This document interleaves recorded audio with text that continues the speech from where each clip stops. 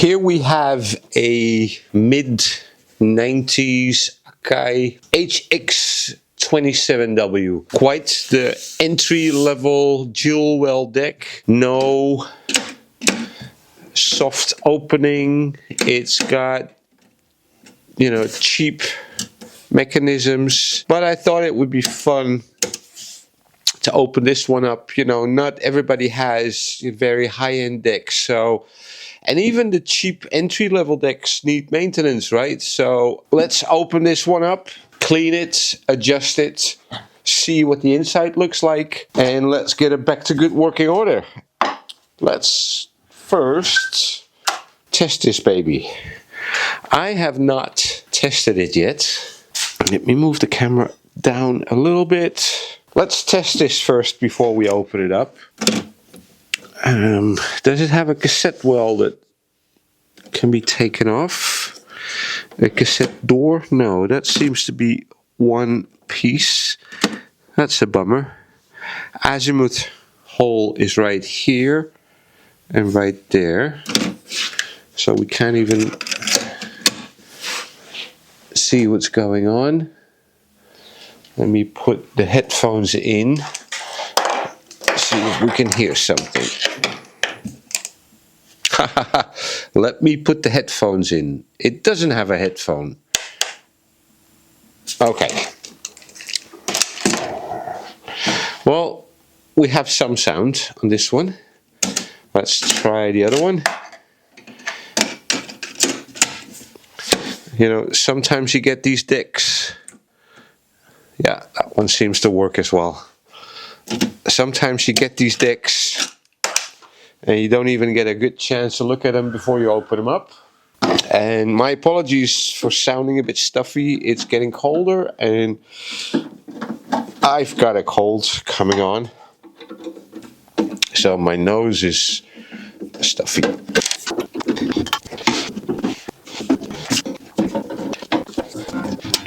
Oh, that's a whole lot of empty. Oh man, let me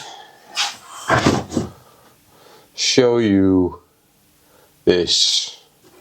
This is a mid-1990s transport. 2 belts. I have new belts for this, so we'll replace those. But really, you know, there's nothing there. A flywheel, if you can call this a flywheel. You know, super, super, super thin. Here another one. You know, it's from a customer, so he or she is probably watching this. It has a softer close, so let me adjust this. See if we can make this. No, really not. It probably needs a little bit more grease. Okay, let's adjust the camera. Hold on. Come on. Let's take the transports out.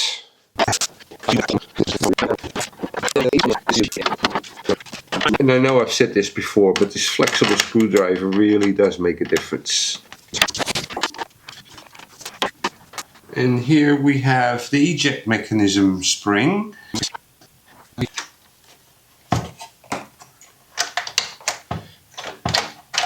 And there she goes. One counter belt.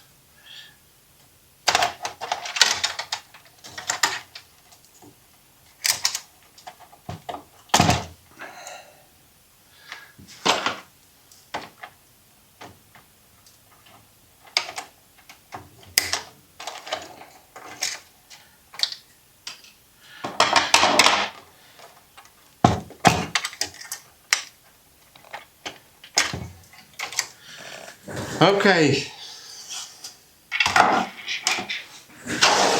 so that's one transport.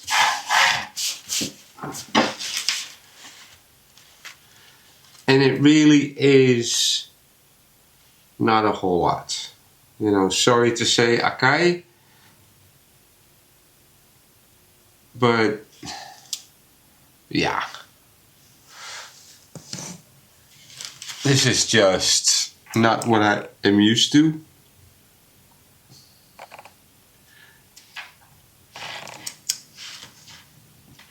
Let me see, this is just so cheaply made.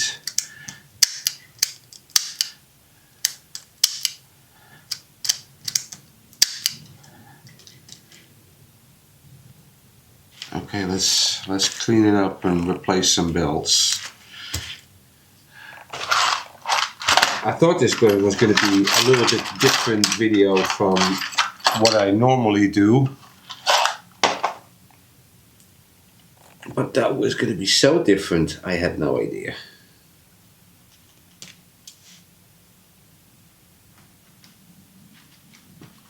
I wonder if they would repair these. I doubt it. Although, you know, mid-90s, people would still repair stuff. It wasn't such a big throwaway. Okay. Culture.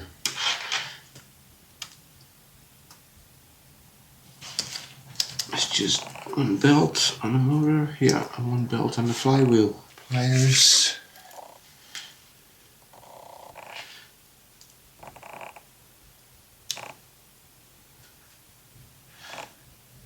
Motor belt. Flywheel belt.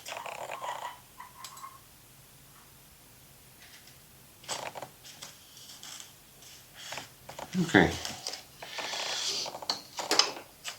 Now let's just do what we normally do. Look at that. You know, it's, I don't even know if this deserves the name flywheel. Okay, let's just clean it, do what we can, make a happy customer. Yeah, that's better.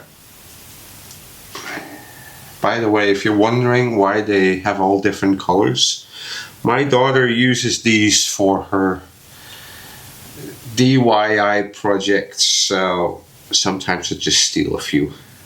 And that's why they're pink and purple and orange, but they all work the same. Clean the capstan.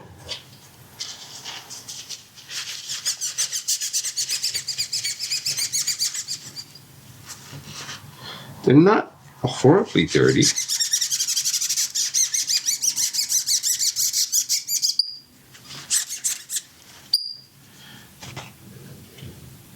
Little bit of oil.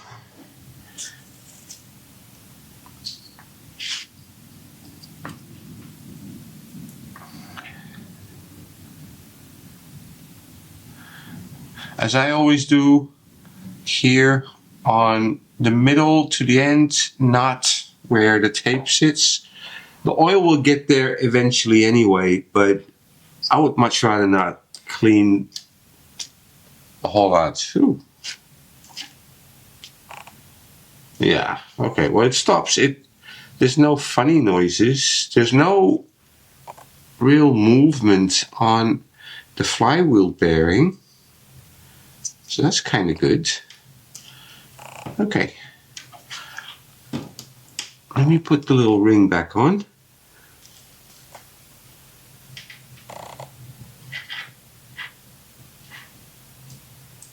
Okay, that sits where the belt goes.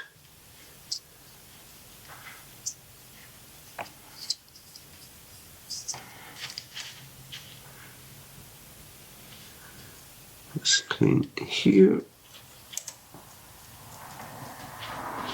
Okay, let's put the new belt on.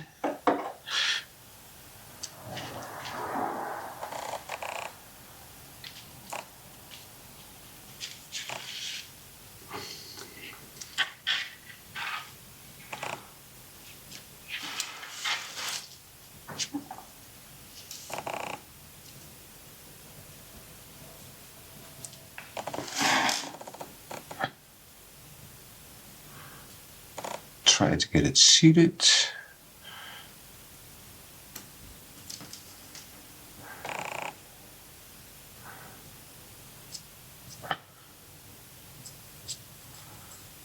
Okay, new motor belt.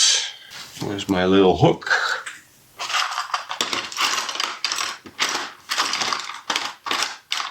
Oh, no hook. Let me make a new hook.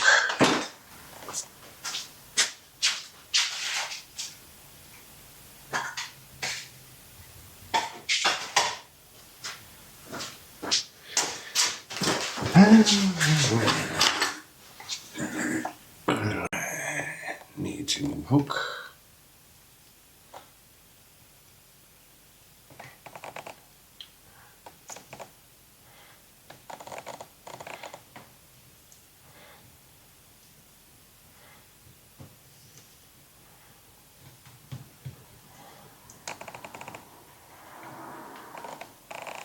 And there's my new tool.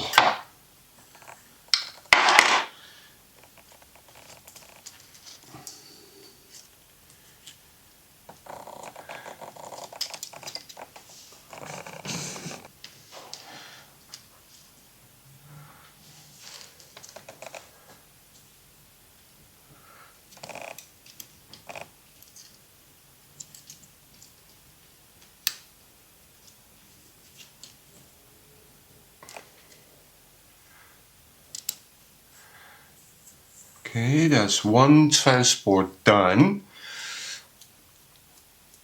I'll clean the pinch roller and the heads when they're in the machine. While it's adjusted, they're not super dirty. Pause mechanism, but you know, the whole mechanism just looks so cheap. I don't even know who made these. No. Oh.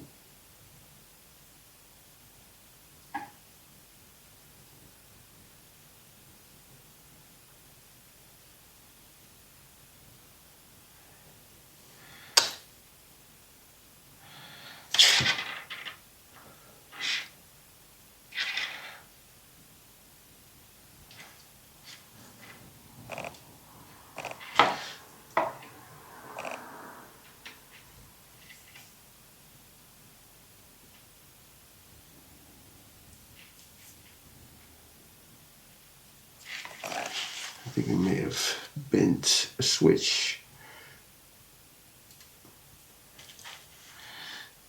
That's better.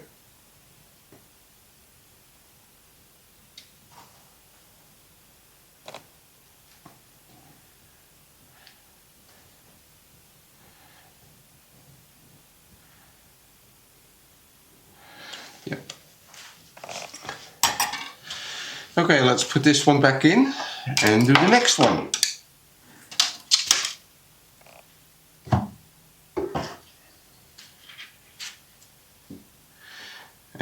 Oh, new counterbelt.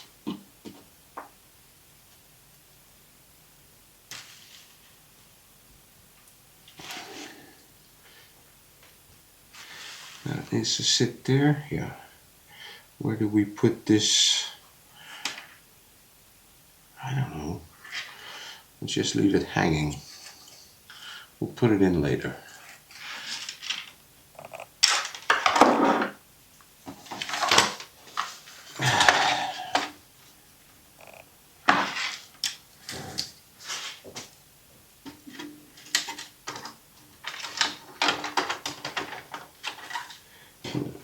Has to come in now.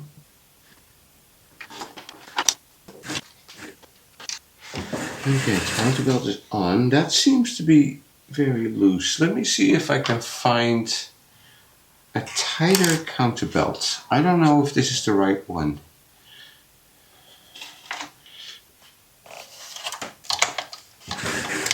It seems to be very, very loose.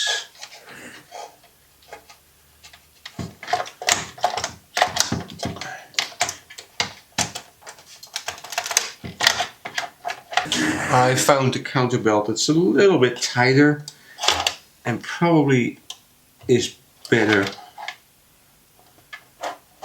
for the purpose, because otherwise it's going to slip.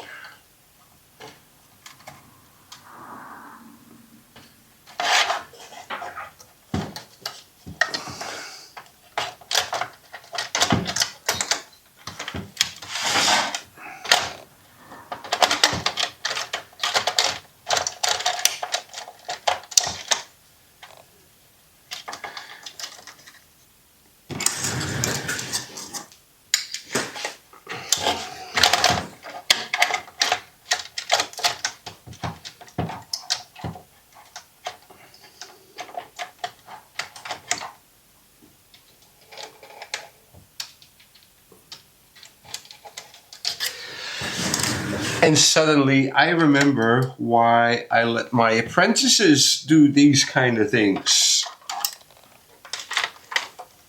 Because honestly, there's not a whole lot of honor to be, how do you say that in English?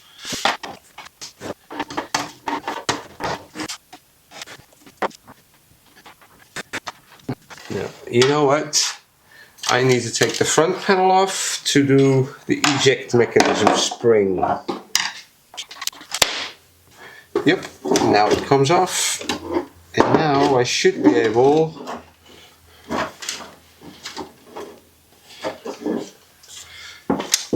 to do the eject mechanism.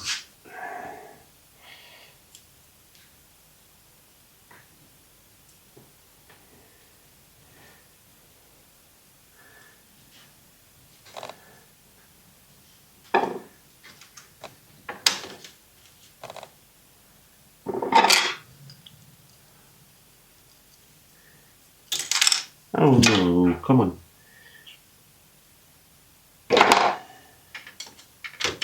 Oh, we'll get that later.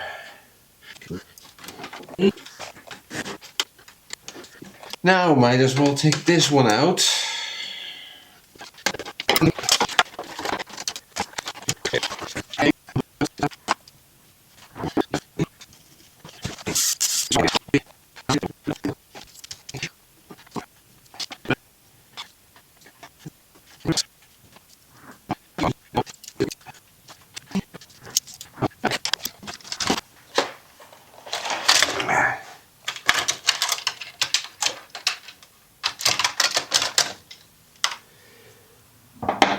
You know, and of course it doesn't always have to be high-end. You know, there's plenty of these fairly cheap decks around, and if you spend a few dollars, spend a few euros, then they will work for another 20-30 years. You know, the quality may not be there. Now that's not true either. Depending on what you expect from the quality. You know, these decks serviced should not cost more than, I don't know, 20, 30? Maybe? A few belts?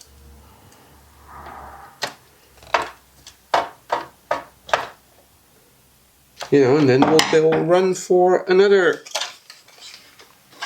few decades. And that's the whole thing. You know, they will continue to run.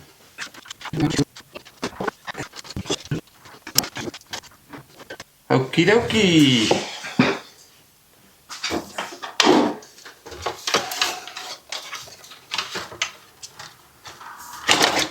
Now let's put this thing back together.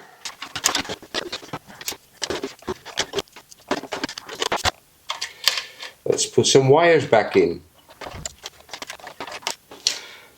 Okay. Let me put some power on it.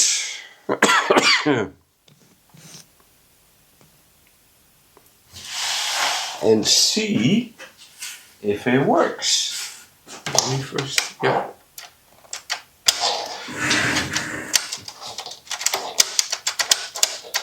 Hey, I was afraid of that.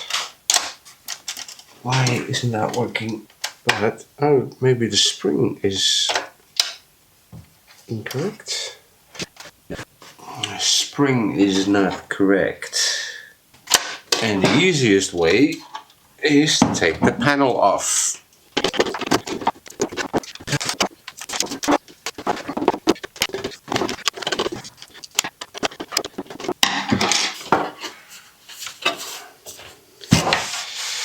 Let me see.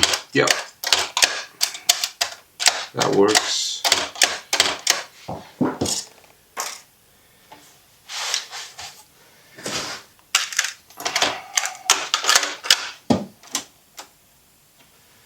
We have sound.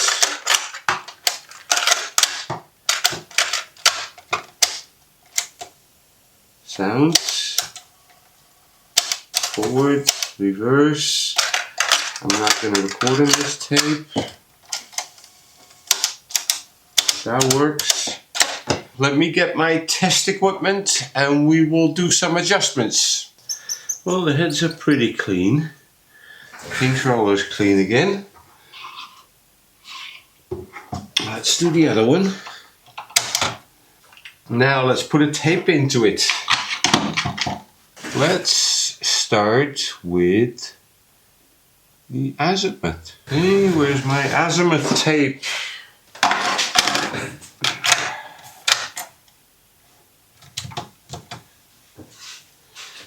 That's a little low. Let me see if I can.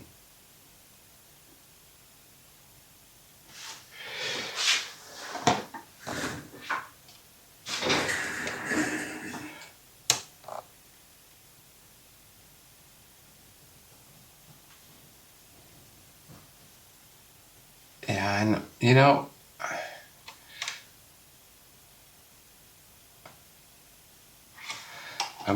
okay, this is better. Let's do the other side.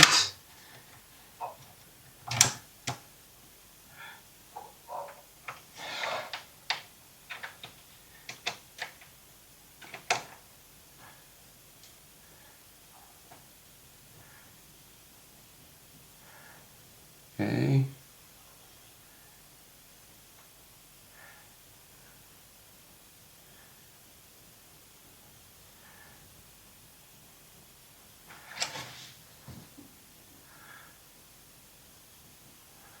And I'm not going to pretend this is good, but I have a feeling that this is about the best we can get it, right? Yeah. Okay, speed and wow and flutter.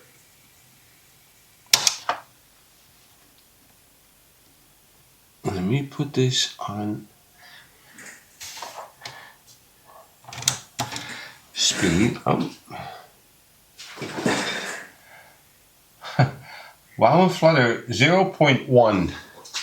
The specs say 0.2, so it is well within spec. Speed is a little high. Let's compare with the other one.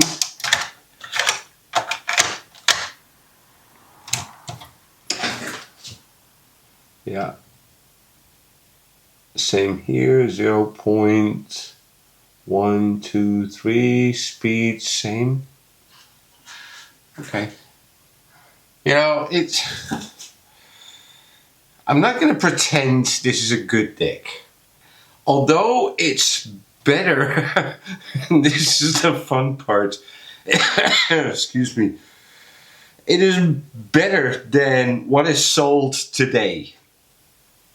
Compared to what was sold in the early to mid 90s, this is pretty bad. But it's well within spec. Wow and flutter 0.11. You know, speeds. Okay, speed is good as well. You know,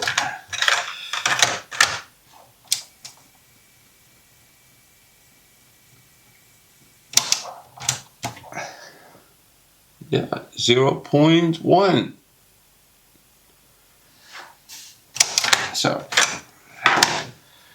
Dolby level, playback levels. Let me put back on the scope.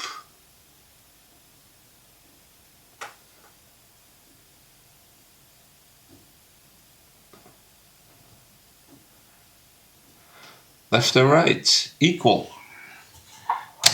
Other side. Left and right, equal. Yeah, meter is good as well. So azimuth is good, level is good. Let me grab a test tape. Let's make a quick recording. See what that looks like. Back, what do we do? 400 hertz? Yeah, let's try 400 hertz.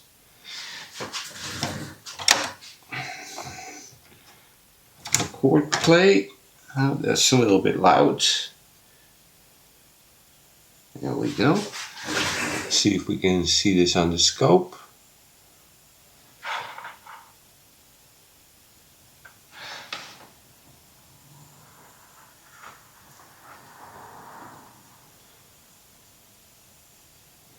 Left to right, a little bit unequal.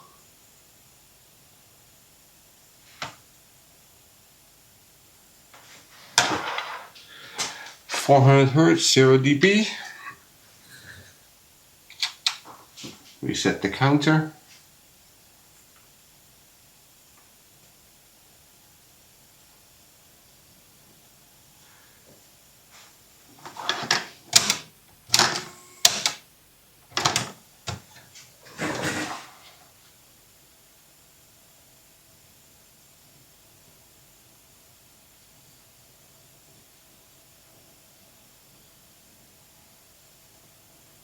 Right channel is good. Left channel is good. Right channel is a little bit low. Now I have no idea. That's speed. Where's the record amp? I don't know. Let me see if I can find a manual.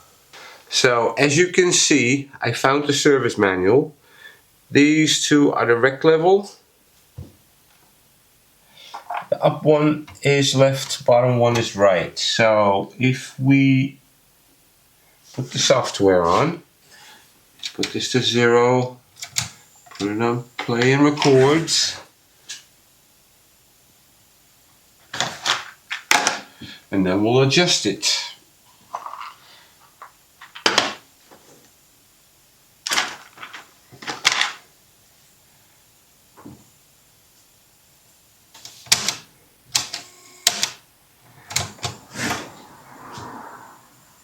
Left is good, right is a little bit low, so we'll adjust the right one. Okay.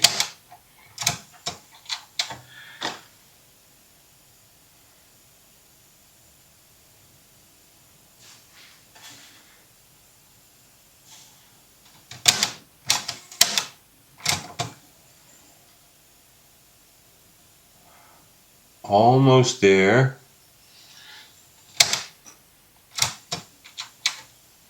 A little bit more.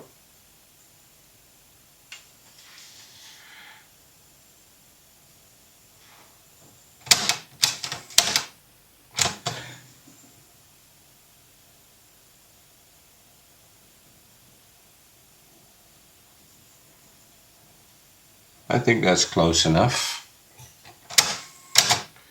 Now let's see what it does with 10 kilohertz.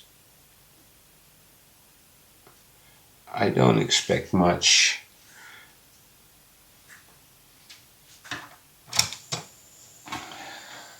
Now let's turn this down a little bit.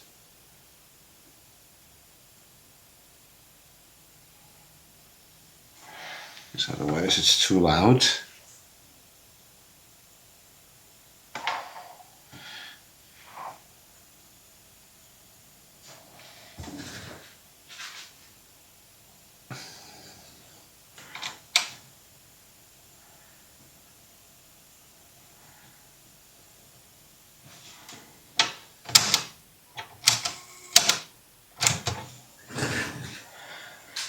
Oh, that's not bad. Left and right equal. Yeah, I'm not going to touch that. And when I say it's not bad, they're equal. Okay, so we cleaned both transports. You know, cleaned this one, cleaned that one, new belts, new counterbelt. Adjusted the azimuth. Tape speed was okay. While flutter within specs. Playback, record levels are good. Bias on normal tape was good. I'm gonna leave it like that. Now, thoughts. It is back together. This is probably one of the cheapest 90s decks I've had the pleasure, quote unquote, to work on. The sad part is this little machine here that you can probably buy for somewhere 25, 35, 40 euros, $40 is still better than the TASCAMs, the TACs, the piles, the whatever that you can currently buy new on Amazon for a few $100 or more than a few $100. You know, this one has Dolby. This one has a wow and flutter of 0.1%. The new decks have a wow and flutter of 0.2%. It records, it plays, it does high-speed dubbing. Did I enjoy working on this deck? Well, it's easy. It's cheap. There's not a whole lot inside. You know, service manual you can find online. Would I recommend this? No. Because there are, for music lovers, way better decks out there. Would I recommend this versus any new deck you can buy currently on Amazon? Absolutely. You know, it is better. And that's the sad part. A pile, $200. A TASCAM, $500. TAC, W1200s, $600, $700. This one is better.